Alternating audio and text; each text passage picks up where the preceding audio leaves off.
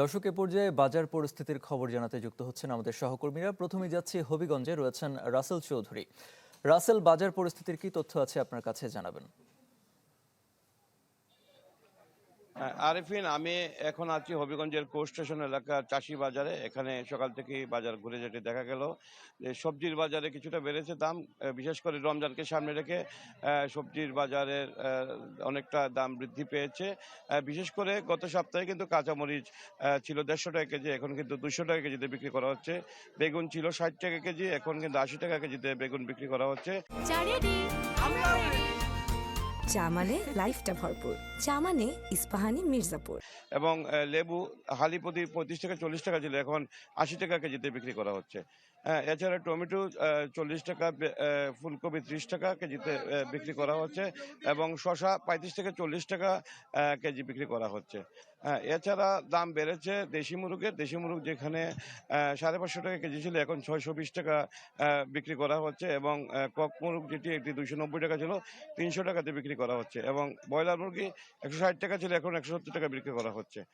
এছাড়াও ডিমের দাম অনেকটাই কমেছে। বিশেষ করে হাঁসের ডিম যেটি হালি প্রতি 75 টাকা ছিল, এখন 65 টাকা এবং মুরগির ডিম 35 টাকা কেজি হালি বিক্রি করা হচ্ছে। এছাড়াও চালের দামে অনেকটাই স্বাভাবিক রয়েছে। যেটি 29 চাল, যেটি 50 কেজির বস্তা, এটি 250 টাকাতে পাওয়া যাচ্ছে এবং নাজির শাল 3800 টাকা 50 কেজির বস্তা এবং মিনিকেট 3400 টাকা 50 কেজির বস্তা বিক্রি করা হচ্ছে। এছাড়াও অন্যান্য জিনিসপত্রের দামও কিন্তু কি স্বাভাবিক রয়েছে। বিশেষ করে ভোজ্য তেল 5 লিটার 950 টাকা বিক্রি করা হচ্ছে। হবিগঞ্জের সাধারণ ক্রেতারা মনে করেন যেহেতু রমজান সামনে এবং বাজার মনিটরিংটা যাতে জোরদার করা হয়, তাহলে কিছুটা স্বস্তি পাওয়া যাবে। আরিফিন। ধন্যবাদ রাসেল। এবার মাছ বাজারের খবর জানবো। ঝালকাঠি থেকে যুক্ত হচ্ছেন সহকর্মী রতন আচার্য। রতন।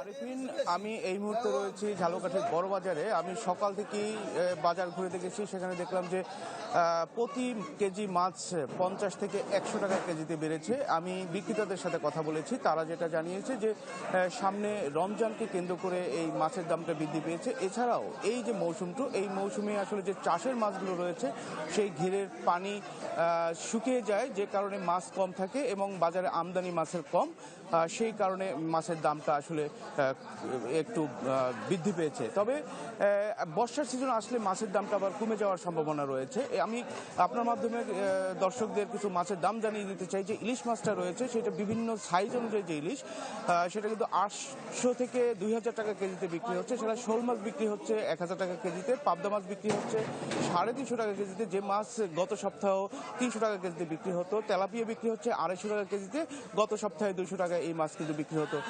তবে এখানে যারা ক্রেতা রয়েছেন সেই ক্রেতারা কিন্তু এই মাছের দাম বৃদ্ধির কারণে কিন্তু অসন্তোষ প্রকাশ করছেন এবং বলছেন যে সামনে যেহেতু রমজান, এখন থেকেই যদি বাজার মনিটরিং করা হয় তাহলে মাছের দামটা একটু কম হতে পারে। এছাড়া যে সাগরের মাছটা আসতো, সেই সাগরের মাছটা না আসার কারণেও কিন্তু এই মাছের দামটা বৃদ্ধি পেয়েছে। তবে আরিফিন, এই ছিল ঝালকাঠি থেকে আমার কাছে সর্বশেষ। ধন্যবাদ রতন। দর্শক, বাজার পরিস্থিতির খবর জানাচ্ছিলেন আমাদের সহকর্মীরা।